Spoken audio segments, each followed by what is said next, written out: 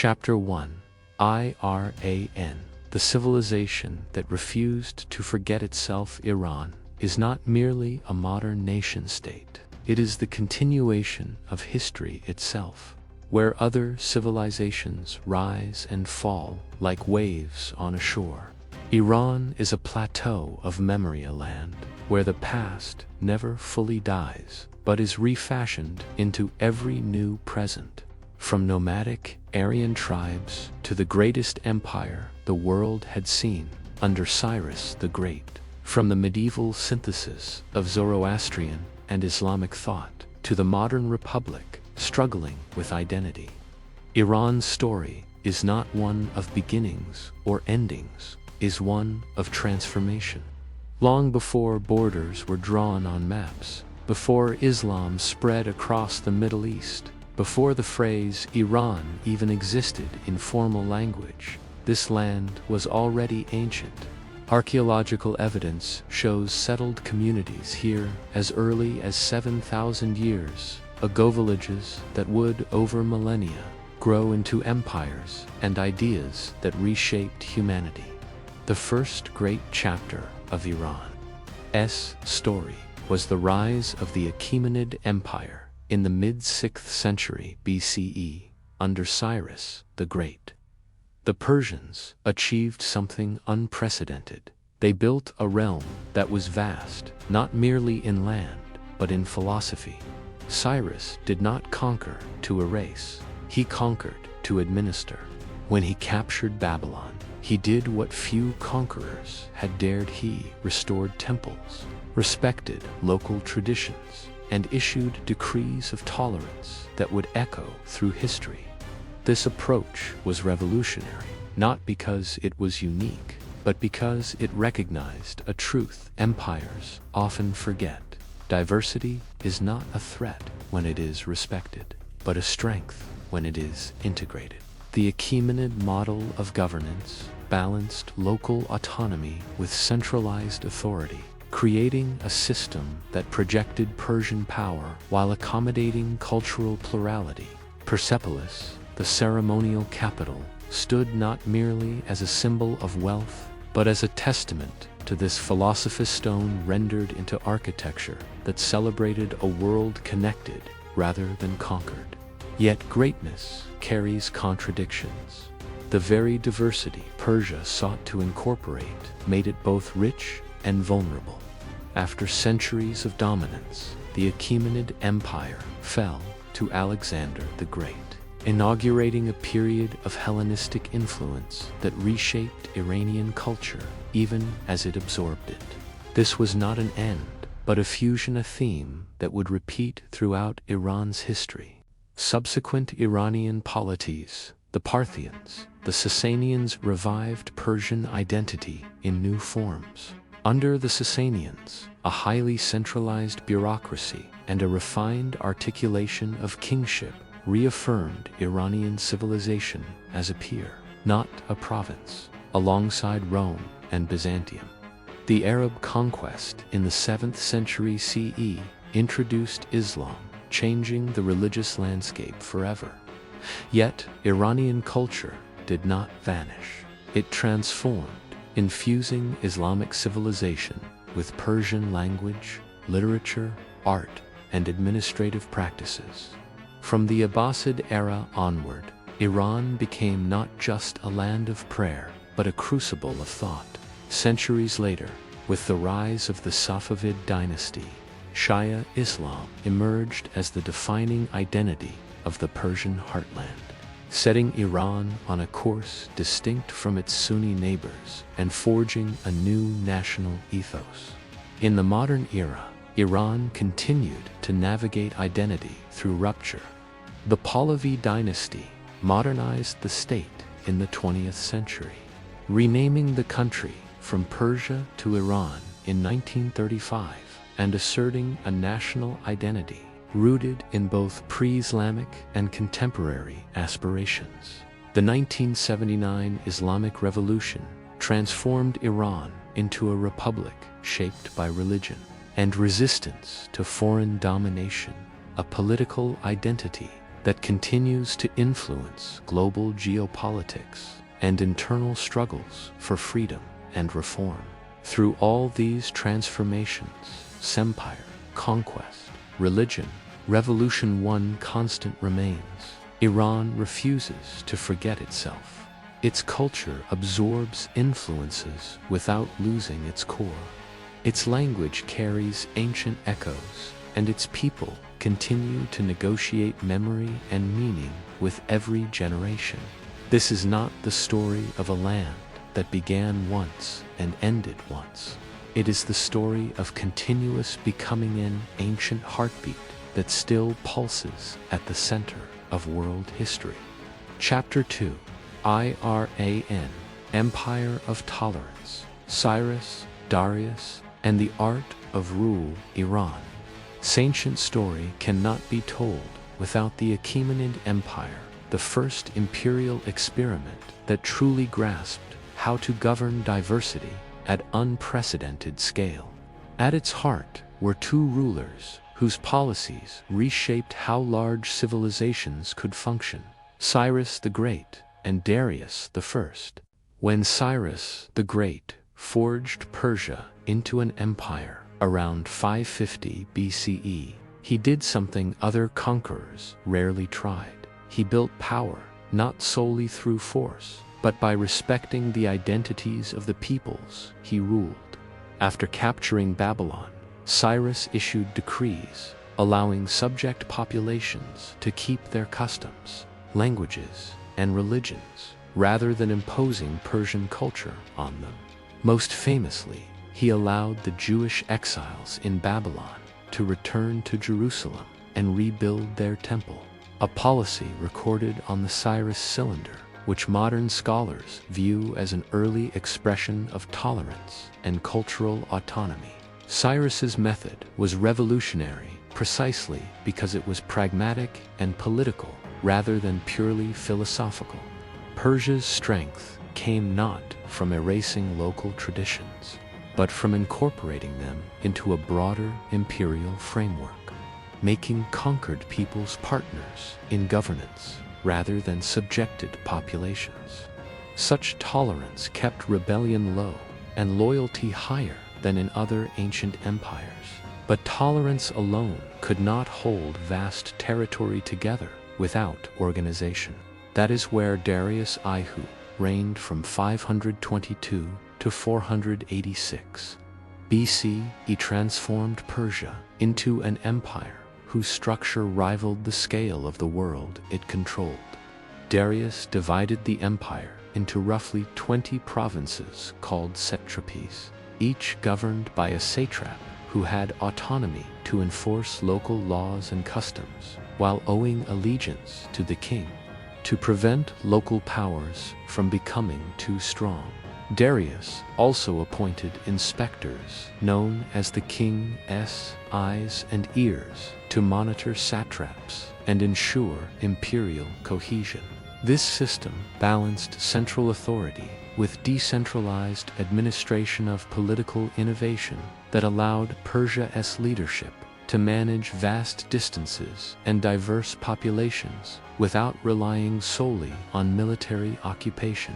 Prosperity followed in many regions, and the empire became a crucible of multicultural exchange rather than a monolithic state imposed by force. Under Darius, Persia also standardized economic systems, including weights, measures, and taxation that reflected local productivity levels rather than arbitrary extraction. These reforms made commerce more predictable and fostered economic integration across Asia Minor, Mesopotamia, and the Iranian plateau. Yet the Persian model was not without its limits. Even as Cyrus and Darius practiced tolerance, the underlying assumption remained that obedience to the king was mandatory. The empire never achieved equality of status. Local elites often retained power through cooperation with Persian authorities, and tolerance was always conditional on loyalty.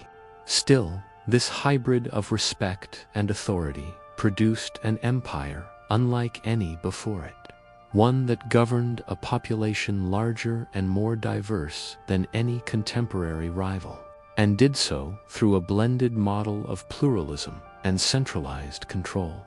This success not only kept Persia dominant for generations, but influenced later imperial systems from Rome to the Ottoman and Mughal domains that would adopt similar structural principles. The real genius of the Achaemenid experiment was not the absence of power, but the distribution of it in a way that made obedience rational and empire stable. Yet, even this model, brilliant as it was, could not withstand every pressure. The very mechanisms that encouraged tolerance also allowed ideas including Greek thought and ambition to penetrate deeply into Persian society. This weakened cohesion long before Alexander the Great finally dismantled Persia's political structures in the 4th century BCE. The Achaemenid legacy remains, however, not in territory, but in concept. Persia was among the first civilizations to demonstrate that tolerance could be a strategy of governance, and that empires could be held together not just by fear or law, but by incorporating diversity into their DNA.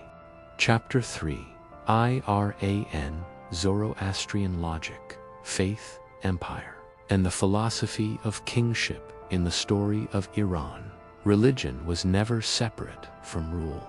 Long before Islam or Christianity shaped Middle Eastern history, Zoroastrianism provided the philosophical foundation for Persian empire and kingship, a system of belief that defined morality, authority, and cosmic order itself. Zoroaster, Ahura Mazda, and the dual universe, the prophet Zoroaster, Zarathustra, taught that the universe was not a backdrop of passive forces, but a moral battleground. At its center stood Ahura Mazda, the supreme creator, representing truth, Asha, order, and righteousness, constantly opposed by Angra Mainyu, the destructive spirit of chaos and deceit. Human beings were not observers of this conflict. They were participants, responsible for choosing truth over falsehood through thoughts, words, and deeds. This dualistic worldview did more than shape personal piety. It offered a political logic. If the universe is ordered and rational, governance should strive to reflect that order. Leaders were not only rulers of people, they were custodians of cosmic balance, kingship, and divine mandate. Under the early Persian empires, especially the Achaemenids, kingship was tied explicitly to this religious logic. The ruler was the king of kings, not just because he commanded armies, but because he embodied Asha through just rule. In monumental inscriptions, like those at Behistun and Persepolis, kings such as Darius I declared that they governed by the grace of Ahura Mazda, framing moral governance as a divine responsibility. This was not poetic metaphor, it was statecraft. The king's justice, policies, and administration were tied to ideals of truth and righteousness. A ruler who failed to uphold these principles did not just lose political legitimacy, he lost the cosmic mandate itself. Religion as political framework, unlike many belief systems, Zoroastrianism did not insist on imposing itself on all subjects.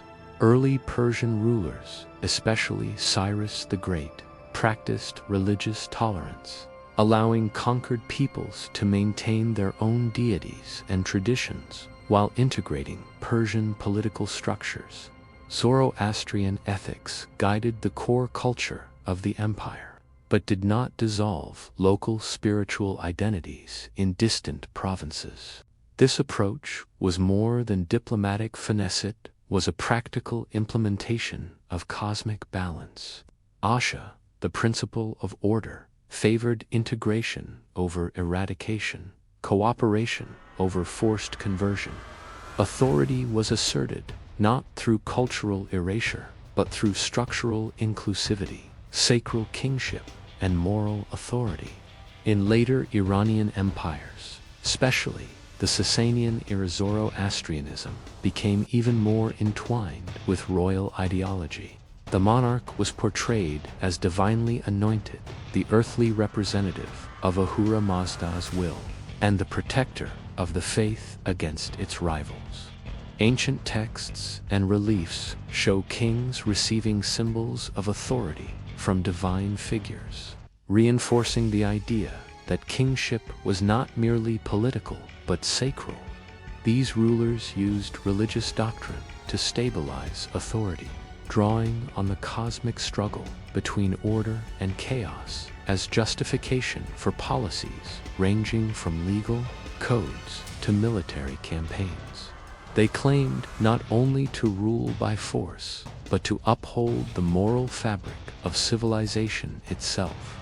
Limits and contradictions, yet even a philosophy grounded in cosmic truth could not erase human conflict.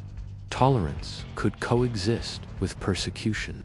Divine mandate could veer into autocracy. Powerful priests, regional elites, and competing ideologies shaped politics as much as belief. At times, religious authority was manipulated to fortify earthly power rather than check it. This contradiction between moral ideal and political reality became a persistent theme in Iranian history. Persia's rulers claimed cosmic justification even as they made difficult compromises, sometimes at odds with the very principles they invoked. Legacy beyond empire. Though Zoroastrianism declined after the Arab conquest in the 7th century CE, its logic endured. Its moral categories, truth versus falsehood, order versus chaos, left traces in later philosophical and religious traditions. Concepts of moral responsibility, ethical governance, and cosmic justice influenced major world religions and political thought far beyond Persia's borders. In Iran, this legacy shaped not just rulership, but the cultural imagination, the idea that leadership must be accountable to ideals greater than itself, that power should reflect order rather than self-interest, and that kings were not only managers of people, but stewards of cosmic balance. In the Persian world, faith was never merely private belief. It was the architecture of empire. Chapter 4. Iran, Alexander, Hellenism, and cultural synthesis. When the armies of Alexander the Great swept across Persia, they did more than topple an empire. They initiated a moment of rupture and fusion that reshaped Iranian civilization and laid the groundwork for a new cultural paradigm. Alexander's advance was swift and brutal, culminating in the decisive defeat of Darius III and the collapse of the Achaemenid state. But its consequences were far more complex than mere conquest. Alexander was a conqueror, raised in the tradition of Greek city-states, schooled in the epics of Homer, and shaped by the idea of polis independence. His campaign against Persia was part geopolitical, part ideological. He sought not only territory, but a transformative encounter between Greek and Persian worlds. Yet, unlike many conquerors, he did not simply erase the past, he absorbed it. In the immediate aftermath of Persia's fall, Greek became the dominant language of administration and culture across much of the former Achaemenid domain, including Iran. Greek cities, such as Alexandria-style settlements, were established. These became hubs of Hellenistic culture spaces, where Greek art, philosophy, and civic life blended with Persian traditions already rooted in the soil. This blending was not uniform, but it was deep. Alexander himself displayed a curious respect for Persian customs. In court ritual, he adopted elements of Persian dress and ceremonial practice, a move that both acknowledged local traditions and served political ends, integrating Persian elites into his administration. The blending of cultures was also evident in art, architecture, and governance, where Persian motifs met Greek forms. This period of Hellenization did not erase Persian identity. Instead, Persian and Greek elements intermingled in a new cultural synthesis. Greek language and philosophical ideas influenced local intellectual life and literary production, while Persian artistic forms and religious sensibilities persisted and adapted. Iranian responses to Hellenism were varied. In elite circles, Greek philosophical schools coexisted with traditional religious thought, encouraging dialogues that enriched both traditions. Rural areas, however, often retained more indigenous practices, creating a layered cultural landscape in which synthesis was ongoing rather than absolute. One of the most enduring examples of this synthesis was the Shahnameh, the Persian epic compiled centuries later by Ferdowsi. In that work, Alexander, known locally as Iskandar, is portrayed not simply as a foreign conqueror, but as a figure integrated into Persian cosmology and memory, demonstrating how the Hellenic encounter was reinterpreted and woven into national narrative over time. The legacy of Alexander's conquest thus became paradoxical. His military achievement dismantled the Achaemenid political order, yet his cultural imprint contributed to the evolution of a hybrid Iranian identity. Greek language and city models influenced Persian urban life, and philosophical engagement expanded intellectual horizons. At the same time, native cultural frameworks persisted, adapting Greek elements without losing their distinctiveness. In the centuries that followed, successive Iranian dynasties, Parthian, Sasanian, and later Islamic polities, continued to draw on this legacy of cultural fusion. Hellenistic influences remained part of the fabric of Iranian life, even as new religious and political orders took shape, demonstrating that the encounter with Alexander was not a rupture that obliterated the past, but a crossroads through which Iran's civilization continued to evolve. Chapter 5: Iran, Zoroastrian Revival, Empire of Sasan, and the clash with Rome. After centuries of wave after wave of empires sweeping across the Iranian plateau, a new dynasty rose in the early 3rd century CE with a determined mission to restore Persia's ancient glory and reforge the very idea of Iranian civilization itself. This was the beginning of the Sasanian Empire, a Zoroastrian-infused revival that would dominate the Near East for over 4 centuries and define Iran's identity long after it had fallen.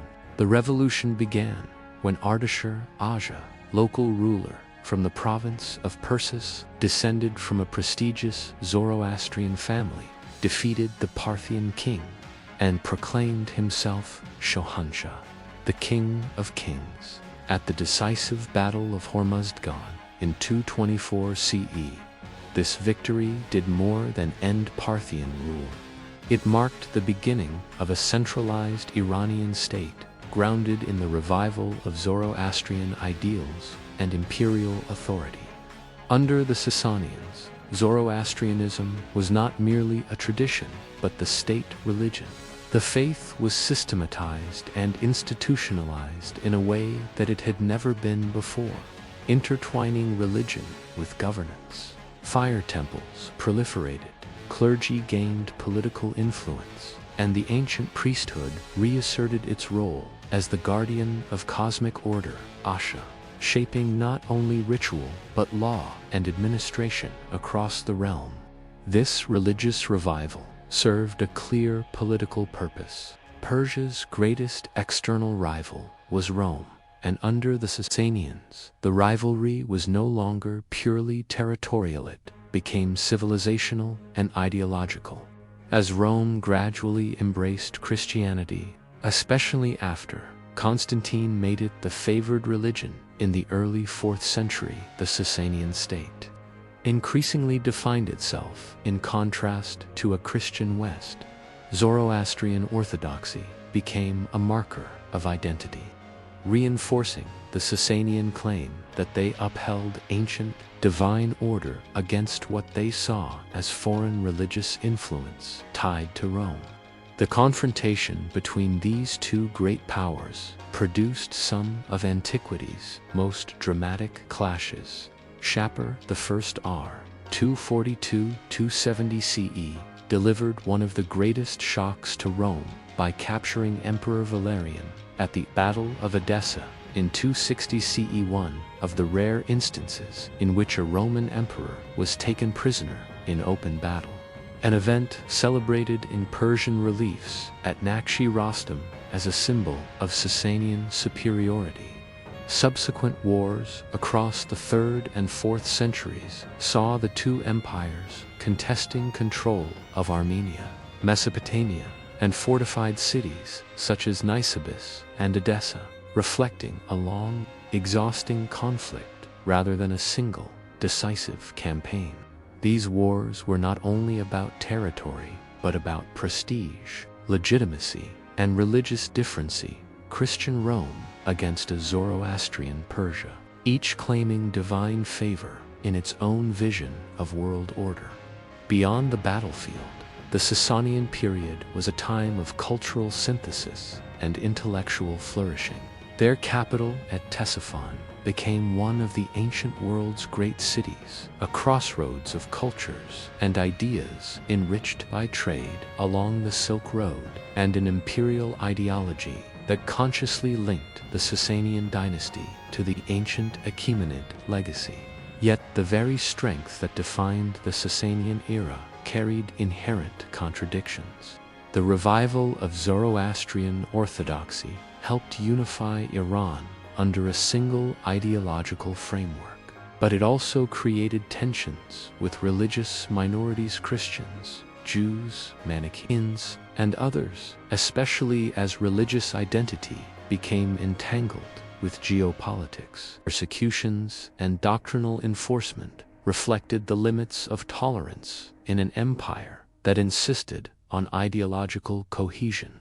In the 6th and early 7th centuries, under rulers such as Qajar, the Sasanians briefly reached their greatest territorial extent, even penetrating deep into the eastern provinces of the Roman world. Yet these triumphs were ultimately Pyrrhic. The prolonged conflict with Rome weakened both empires, exhausting resources and destabilizing long-term security. By the time Arab forces emerged from the Arabian Peninsula, Persia was deeply vulnerable. In the mid-7th century, Sasanian power collapsed rapidly, with the last king, Yazdegerd III, killed in 651 CE, ending the era of pre-Islamic Iranian Empire while spreading Persian culture eastward, even into new territories.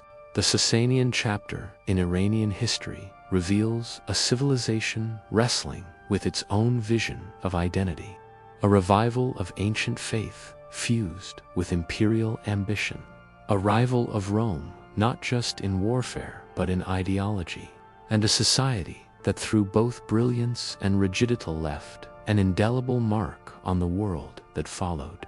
Chapter 6: Iran, the Rise of Islam and the Transformation of Iranian Identity. The Arab conquest of the 7th century did not arrive in Iran as a simple replacement of rulers. It arrived as a civilizational shock. In less than a generation, the Sasanian Empire, exhausted by decades of war with Byzantium, weakened by internal fragmentation, and burdened by rigid hierarchies, collapsed before a new force animated by faith, mobility, and conviction.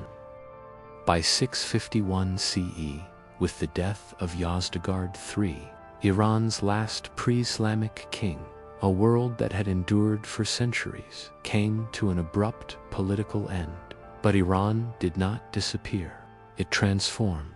Islam entered Iran first as a conquering power, then as a religion, and finally as a civilization reshaped by Persian inheritance. This sequence matters, for unlike regions where Islam replaced earlier cultures wholesale, Iran absorbed Islam slowly, selectively, and creatively until the faith itself was irrevocably altered by Iranian thought, language, and administrative genius.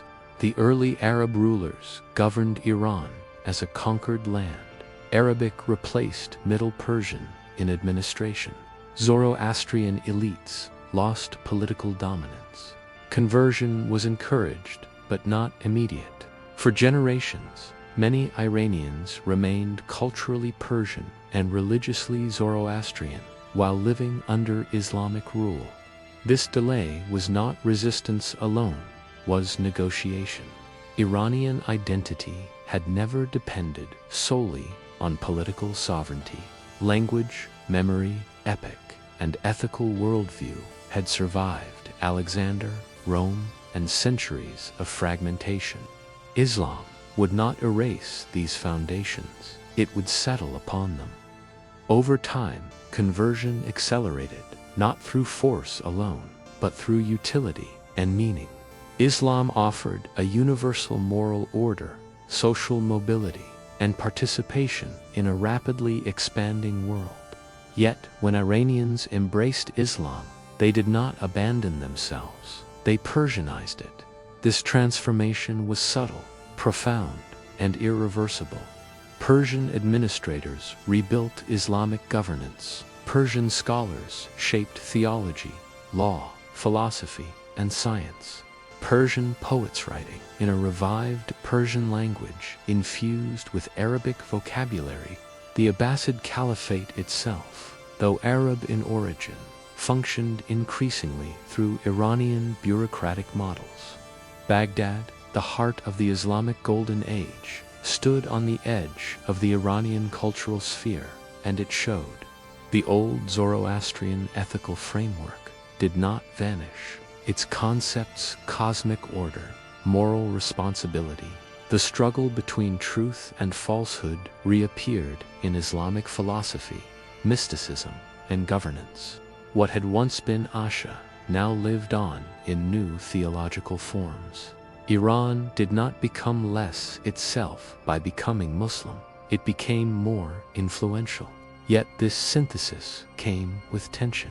Early Islamic rule was Sunni, and authority flowed from Arab centers.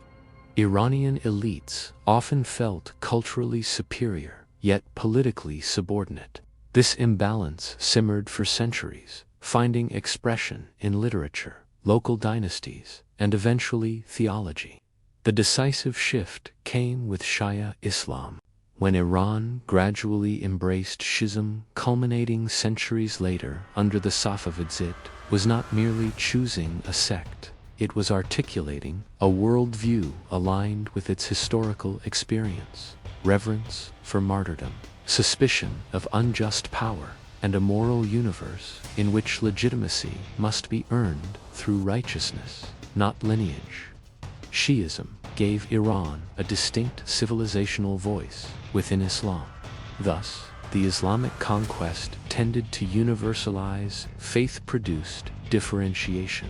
Iran emerged not as a peripheral Islamic society, but as a center of Islamic civilization with its own grammar of belief, authority, and resistance. What seemed like rupture became continuity by other means. The fall of Zoroastrian kingship ended one chapter of Iranian history. The rise of Islam began another, but written in Persian ink. Iran did not forget itself in this transformation. It re-encoded itself. And in doing so, it ensured that no version of Islamic civilization could ever exist without a Persian dimension. Chapter 7. Iran Persian Language, Shi'a Identity, and the return of empire in the centuries after the Arab conquest.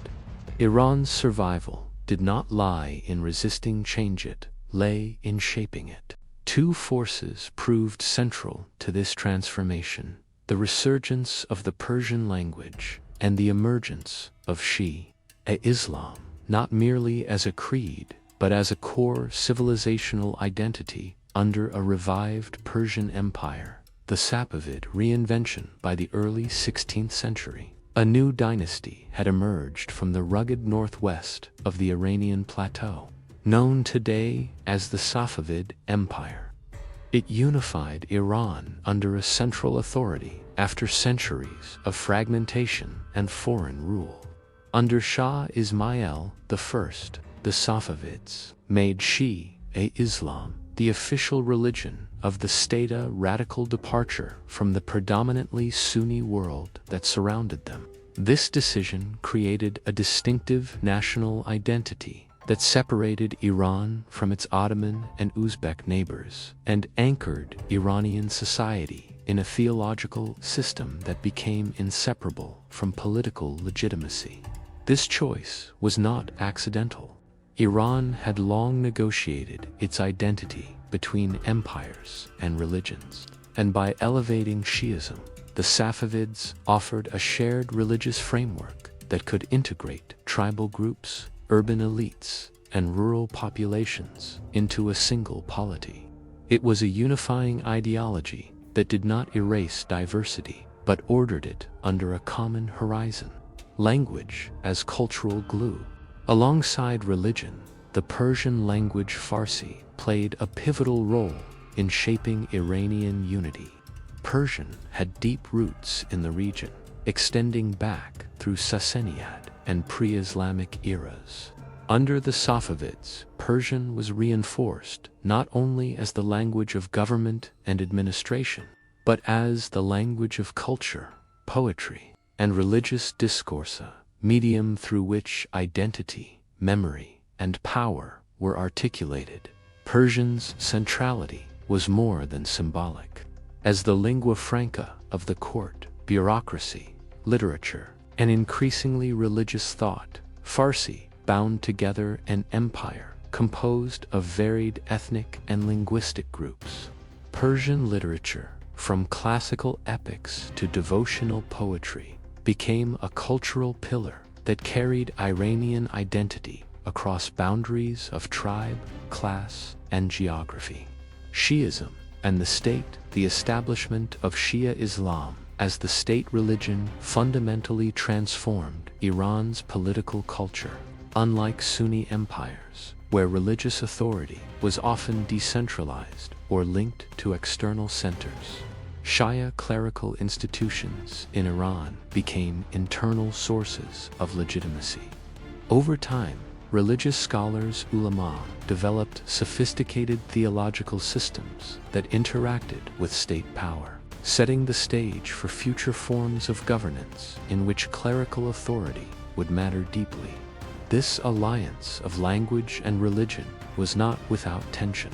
The Safavid state faced resistance in its efforts to convert a diverse population to Shi'ism, navigating tribal autonomy and long-standing Sunni communities in a complex process of religious transformation, cultural flowering, and identity. Under later Safavid rulers, such as Shah Abbas the Great, Iran became a cultural powerhouse again, with the Persian language and Shi'a Islam serving as twin engines of civilizational expression.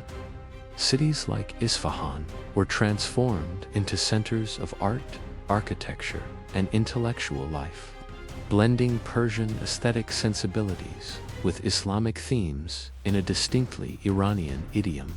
This period produced a lasting civilizational imprint: Shia rituals, Persian poetry, and architectural forms that have persisted into the modern era.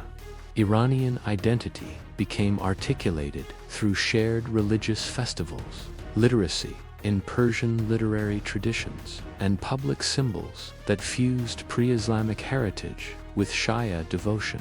The return of empire, cultural not territorial. Unlike the military empires of the past, the Safavid transformation did not aim primarily at territorial expansion. Instead, it reclaimed Iran's historical legacy by forging a coherent civilization that stood distinct within the Islamic world.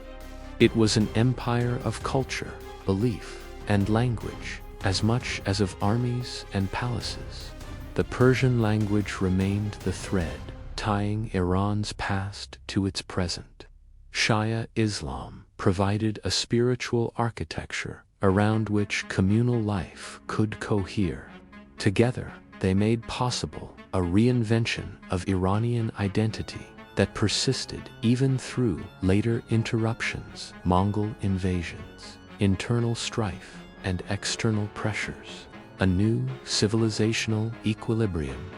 By the end of the Safavid period, Iran was no longer simply a land of ancient empires. It was a distinct civilizational entity defined by its language, its interpretation of faith, and its capacity to integrate plurality within a shared horizon of meaning. The Persianate world extended beyond Iran's borders, influencing regions from Central Asia to South Asia, while Iranian intellectual traditions shaped Shi'a thought and literary form across the Islamic world. Persian and Shi'a identity became less a reflection of domination and more a foundation of Balunga, legacy that would prove remarkably resilient through the coming centuries of modern upheaval. Chapter 8: Iran, Safavid decline, Qajar struggles, and encounters with Europe. The brilliance of the Safavid era did not guarantee perpetual strength. By the late 17th and early 18th centuries, the empire faced a combination of internal breakdown and external pressures that ultimately eroded its foundations. A once formidable state grew increasingly unstable as military power stagnated and fiscal systems weakened. The cavalry base that had supported Safavid kings in earlier wars declined in effectiveness, while military modernization lagged behind rising European and Ottoman powers. Economically, the Safavid state struggled as trade routes shifted and its traditional role as a Silk Road intermediary declined. European maritime dominance disrupted overland commerce, while administrative corruption and mismanagement of royal lands drained revenue from the treasury. At the same time, religious intolerance and internal divisions grew sharper. Policies that initially unified under Shi'a Islam later alienated significant communities, especially in the eastern provinces, feeding discontent and weakening central cohesion. The immediate blow to Safavid rule came not from foreign armies alone, but from within.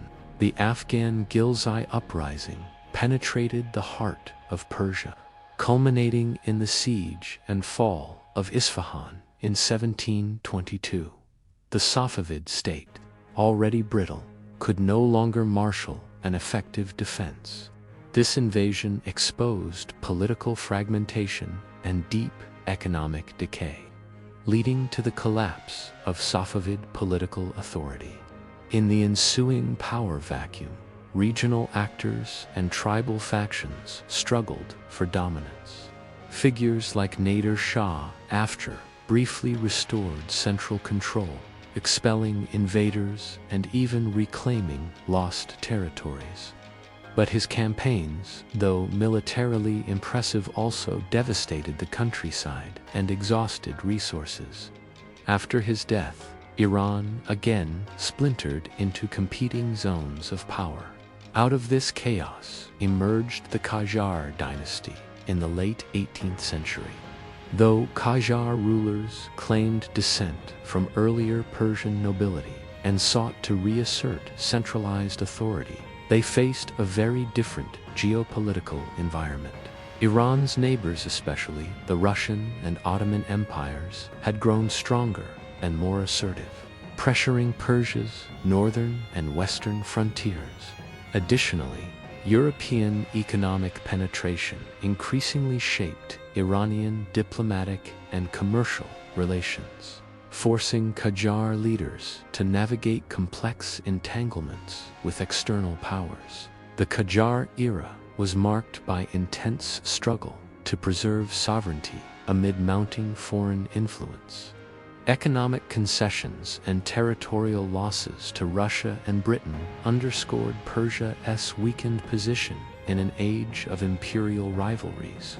During this period, the tobacco protest of 1890 to 1891 revealed the rising social tensions generated by foreign concessions and the state's erosion of control over economic life, uniting merchants and clerics in a widespread boycott backed by religious authority.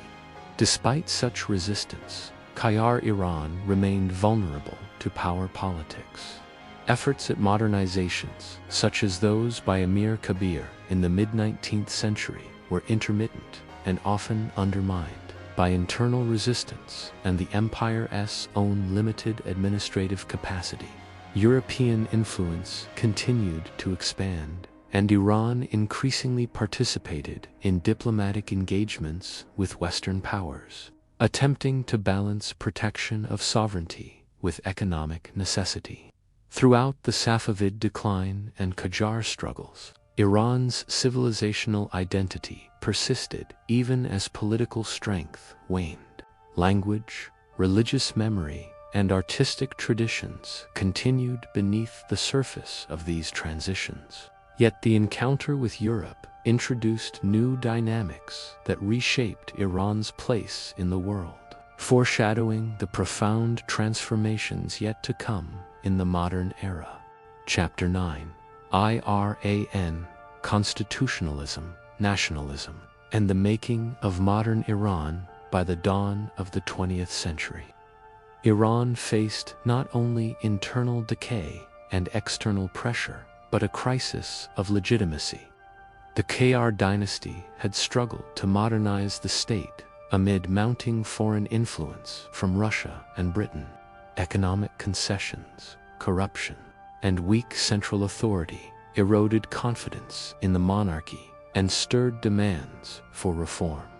In response, a broad coalition of merchants, intellectuals, clerics, guilds, and students initiated what would become the Persian Constitutional Revolution, a movement that reshaped Iran's political landscape forever. Beginning in 1905 and lasting through 1911, the Constitutional Revolution aimed to end arbitrary royal power, establish the rule of law, and create representative institutions. It was not merely a political reform, it was a struggle for national dignity, blending indigenous Islamic thought with modern ideas of constitutionalism and civic rights. At its core, the movement rejected absolutism, demanding limits on the Shah's authority and greater accountability. Mass protests, particularly in key cities such as Tabriz, Tehran, and Isfahan, forced Mozaffar ad-Din Shah Qajar to accept a constitution that established Iran's first Majlis National Consultative Assembly in 1906, drastically curbing monarchical powers. The resulting Persian constitution of 1906 combined elements of existing European models with Iranian realities. It introduced separation of powers, limited the Shah's discretionary rule, and created a bicameral legislature with defined roles for the parliament and senate. Importantly, it also laid the groundwork for individual rights and legal equality under law. While still recognizing Islam's central role, this revolution was not without deep ideological contestation.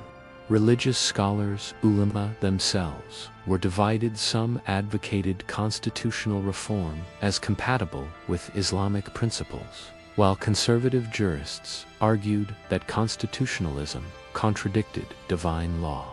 These debates shaped the movement's direction and provided religious legitimacy to political reform. Embedding the transformation within Iran's cultural and theological context. The rise of constitutionalism also fostered an emerging Iranian nationalism that went beyond resistance to monarchy. It embraced the idea that Iran could be a sovereign nation governed by laws of its own making, resisting foreign domination and internal despotism alike. This nationalism drew on indigenous political traditions and modern reformist ideas, creating a unique synthesis rather than a simple imitation of European models. Iranians across social strata participated in and shaped this defining moment. Merchants sought economic reform and protection from foreign exploitation. Students and intellectuals pressed for modern education and civic participation. Clerics and traditional elites engaged with questions of religion, state, and jurisprudence. Their combined efforts transformed a disjointed protest into a substantive political revolution. The constitutional revolution was not an unqualified success.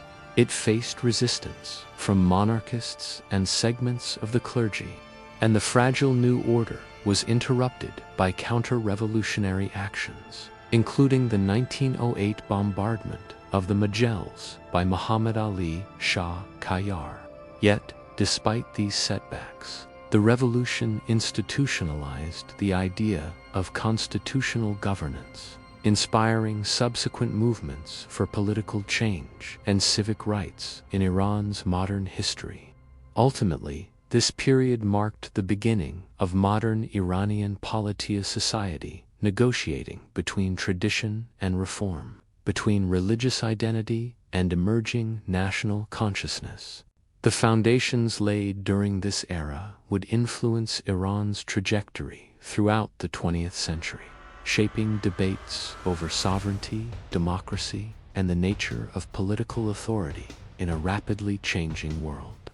Chapter 10: Iran, Pahlavi Modernization, Oil Politics, and the Struggle for Independence. Modern Iran's most transformative era in the 20th century unfolded under the Pahlavi dynasty, a period defined by ambitious modernization projects, struggles over control of oil, and the volatile interplay between national sovereignty and foreign influence. This era reshaped Iran's economy, its political identity, and ultimately set the stage for the revolutionary upheaval that would follow.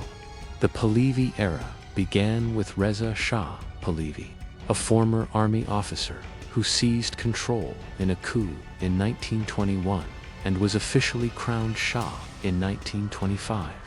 Reza Shah pursued a project of rapid modernization and state-building designed to transform Iran from a fractured, largely rural society into a centralized and industrializing state.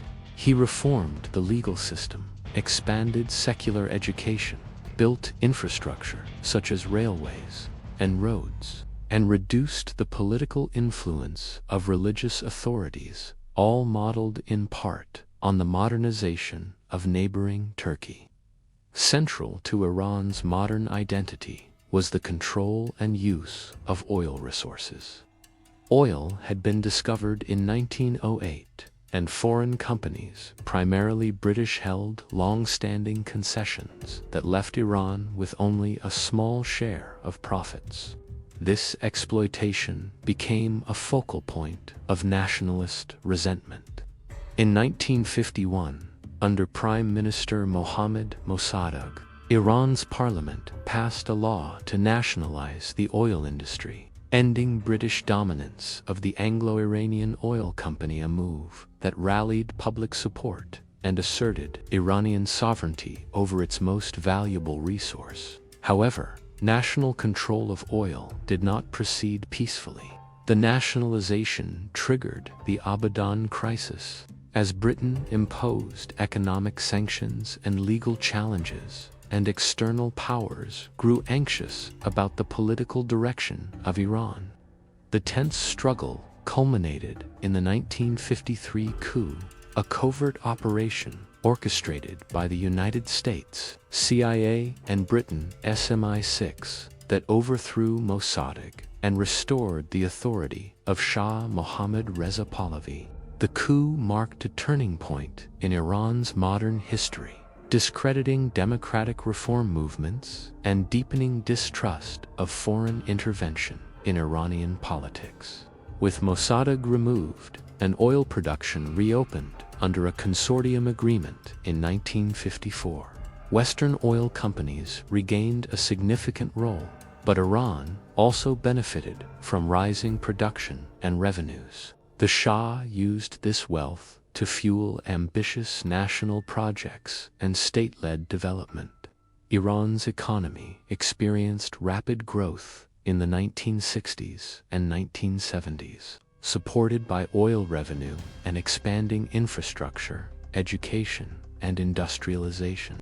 In 1963, the Shah introduced the White Revolution, a series of reforms aimed at land redistribution, women's rights, literacy campaigns, and modernization of agriculture. These reforms were designed to weaken traditional power structures and build a more modern, technocratic society. While they succeeded in transforming many aspects of Iranian life, they also generated significant backlash from traditional elites, clergy, and rural populations who felt alienated by the pace and nature of change. Modernization under the Pahlavis was not merely economic, it was also cultural and symbolic. Yet the rapid pace of change, combined with political repression and uneven economic benefits, generated discontent across broad swaths of Iranian society. The Shah's secret police, Savak, became notorious for suppressing dissent, and while parts of the urban elite and middle class prospered, many Iranians felt disconnected from the regime's vision of progress. The struggle over oil, sovereignty, and modernization defined Iran's mid-20th century trajectory. What began as a movement to reclaim national resources became intertwined with global Cold War politics, authoritarian consolidation, and cultural transformation. These dynamics not only shaped Iran's economy and state structure, but also fueled popular resentment and a search for alternative sources of legitimacy, setting the stage for the revolutionary upheaval that would transform Iran forever. Chapter 11. Iran, the Islamic Revolution and the Remaking of Society. The 1979 Islamic Revolution was one of the most transformative upheavals of the 20th century, shifting Iran from a monarchy backed by Western powers to a theocratic republic shaped by religion, identity, and resistance to external domination.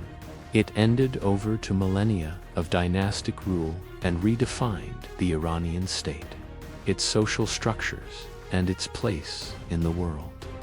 The revolution was rooted in popular discontent with the Shah's regime. Mohammad Reza Pahlavi's modernization policies, including the White Revolution of the 1960s, and social transformation, land reform, women's enfranchisement, secular education, and industrialization. Yet these changes deepened inequality, alienated traditional communities, and concentrated wealth and power. A broad coalition comprised of religious leaders, students, merchants, and rural populations came together in opposition.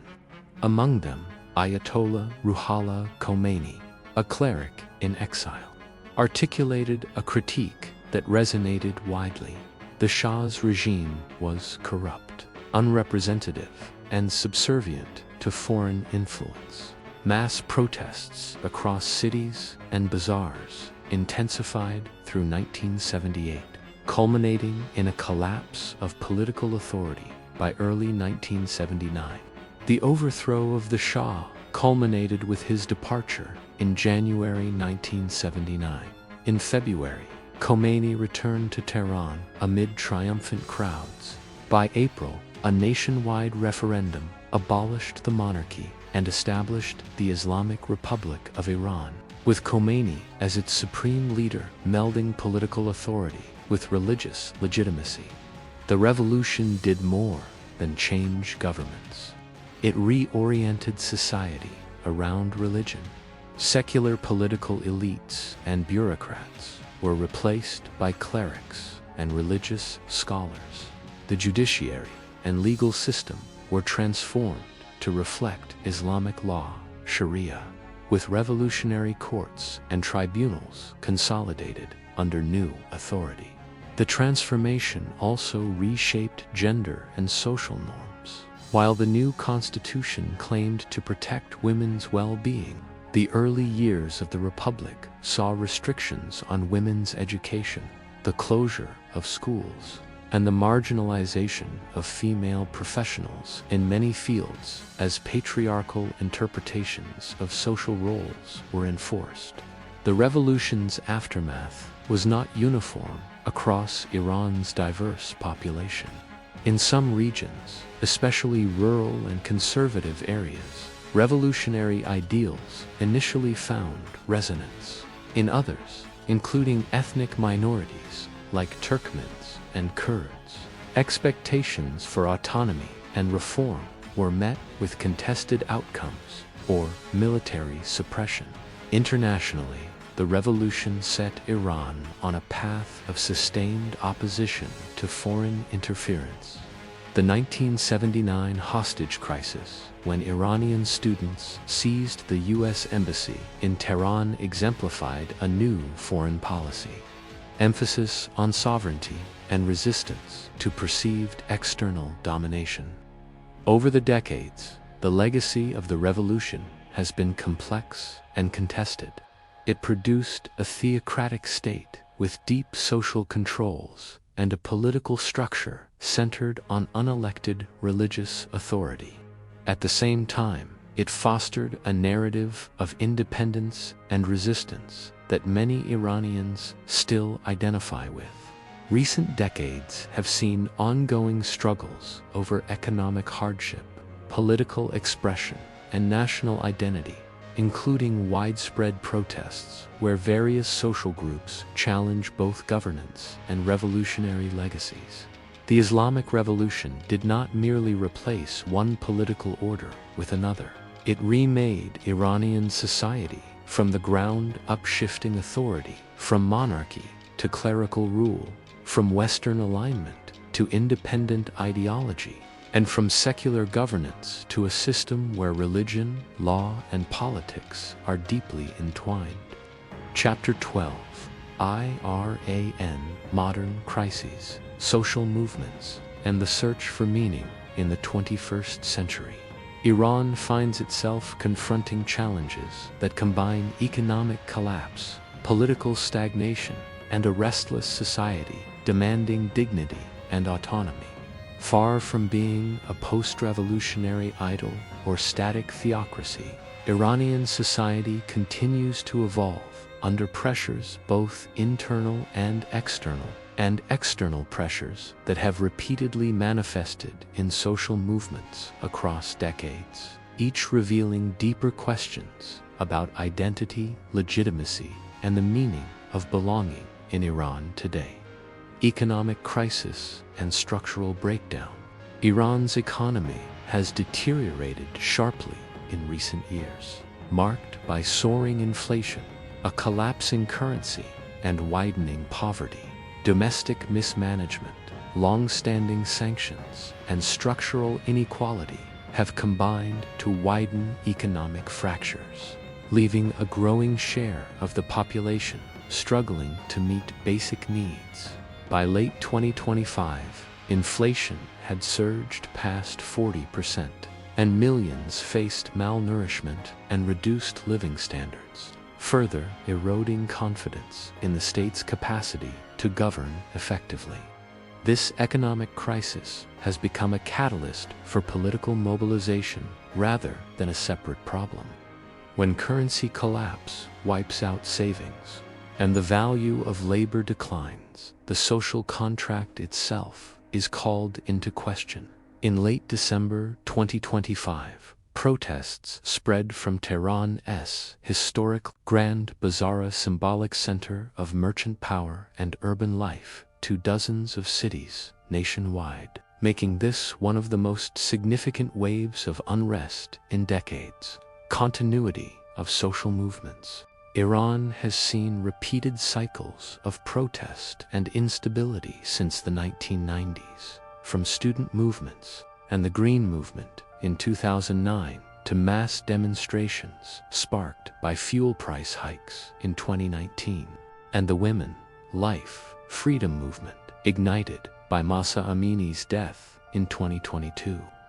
Iranians have repeatedly challenged the state's moral and political authority. These movements are not disconnected events. They reflect evolving layers of social consciousness, from demands for electoral reform and economic justice to fundamental challenges against institutional repression and gendered control of society. Each wave intensifies public questions about legitimacy, justice, and the state's role in mediating life's most essential dimensions: protests, repression, and the erosion of trust. The most recent unrest, beginning in late 2025 and continuing into 2026, has been met with a brutal and sustained crackdown. Thousands of demonstrators have been killed, tens of thousands detained, and internet access globally restricted by authorities in an attempt to isolate dissent. Human rights groups report thousands of verified deaths as the state frames protesters as enemies, while blaming external adversaries for fomenting unrest. What distinguishes this cycle from earlier ones is its breadth and depth. Economic collapse has cut across age groups, social classes, and regions, involving not only students and activists, but merchants, laborers, and ordinary citizens whose survival depends on predictable markets and a functioning state. The state's response: communication blackouts, violent suppression, and threats of mass punishment reveals a leadership that sees resistance as an existential threat rather than a demand for negotiation. This dynamic exacerbates the most fragile element of meaning within society: trust in collective future. Gender, identity, and political imagination. Women continue to play an outsized role in social movements, both as symbols of resistance and as active participants, rejecting state control over personal and public life. The Woman, Life, Freedom slogan, which emerged from 2022 protests, encapsulates a narrative that is at once individual and collective, intimate and political, challenging gendered subjugation and demanding dignity that transcends specific policy grievances. Gender has become a lens through which deeper fractures in Iranian society are expressed, exposing the limits of a political order that once claimed moral authority, but now sees personal autonomy as a threat to its coherence. The search for meaning beyond authority. Modern Iran struggles not merely with governance, but with the question of meaning itself. What does it mean to belong to a political community that claims divine legitimacy, but cannot ensure material dignity? What does it mean to be Iranian in a globalized world where youth look outward even as politics turns inward? What future can be shared when economic survival, identity, and political freedom are all in tension? The search for meaning in Iran today reflects a civilizational tension long present, but magnified in the contemporary era. The struggle between imposed order and lived freedom, where past revolutions asked who should rule. Current movements insist on for whom and how should we live. This question is far from resolved. What endures is not simple inertia, nor passive acceptance of power. It is the persistent assertion of agency by those who refuse to be defined solely by decrees written in distant chambers. Iran's next chapter, whether stable reform, revolutionary rupture, or something altogether different, will depend on how its people resolve the ancient dilemma of authority and autonomy in a world that has become both more connected and more contested. Epilogue: Iran. What endures beyond power? Iran's story does not end with a regime, a revolution, or a crisis. It never has. Across 3 millennia, Iran has been conquered, refounded, reimagined, and renamed. Empires rose, proclaiming divine mandate, only to dissolve into dust. Faiths arrived as revelations, hardened into institutions, then fractured under the weight of their own certainty. Kings claimed eternity. Ideologies promised final answers. None endured intact. What persisted was something quieter and stronger. Iran survived not because it always won, but because it absorbed rupture without surrendering meaning. When Alexander burned Persepolis, Persian culture did not vanish, it transformed. When Islam arrived, Iran did not disappear into a caliphatite, reshaped Islam itself. When modernity came as domination rather than dialogue, Iranians responded not only with resistance, but with reinterpretation. The modern crises of Iran's sanctions, repression, protests, XLR, not aberrations. They are the latest expression of an ancient tension between authority and conscience, order and dignity, obedience and interpretation. Today's Iran is fractured, wounded, and contested. Yet beneath the noise of slogans and sirens lies the same civilizational impulse that once built empires and philosophies. The refusal to accept power without meaning, and meaning without moral depth.